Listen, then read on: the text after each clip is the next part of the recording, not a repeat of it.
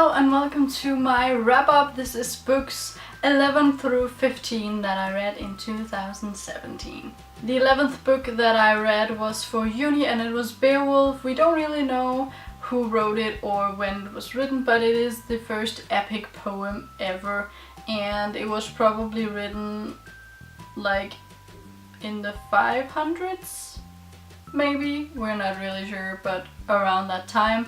And it wasn't like written down at that time, and I don't know what to say about Beowulf. I didn't really like it that much. You've probably heard about it, and if you haven't, I don't really know how to explain it.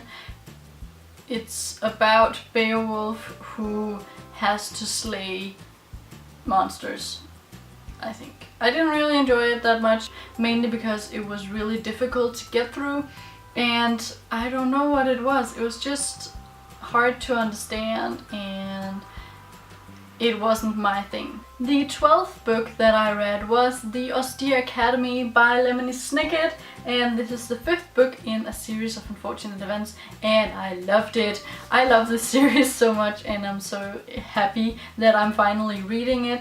But The Austere Academy is when Violet, Klaus and Sunny arrives at Prufrock, I don't know how to pronounce it, but at the boarding school. And at this boarding school they meet a couple of triplets, and that sounds weird, but it is because these triplets have lost their brother, so now they're only two. And of course a lot of things happen, and I don't want to spoil you too much, but yeah. Count Olaf is still stupid and comes after the children in this book, but a lot of things happen. The 13th thing that I read was the York play of the Crucifixion, and I actually really enjoyed this. This was also for uni, and it was interesting. It is a play about the soldiers who were to crucify Jesus and their whole conversation when they're about to crucify him, as in how to best do it. And it's really dark and really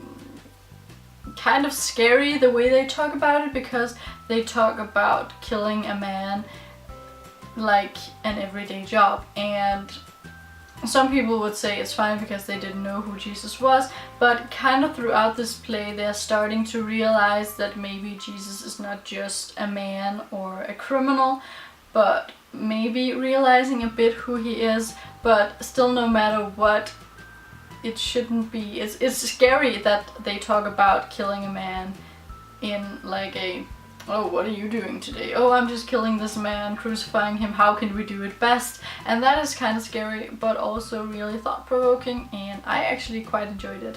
The 14th thing that I read in 2017 was also for uni, and it is The Miller's Prologue and Tale by Geoffrey Chaucer. And again, I don't really know if I enjoyed it that much. So far in this semester I haven't really enjoyed a lot of what we've read for uni, so yeah, I don't know how it's going to continue. Hopefully it'll get better.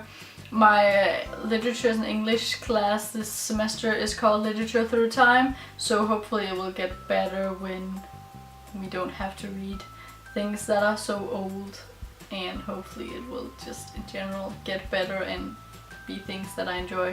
But The Miller's Prologue and Tale, it was okay. It was still a bit difficult, mainly because there are some times where you're a bit confused as to who they're referring to. But in the version we read there were a lot of notes and a lot of help for that, so in that way it's really cool to read it in that version, because we actually did have a lot of help in understanding it, and it was like okay.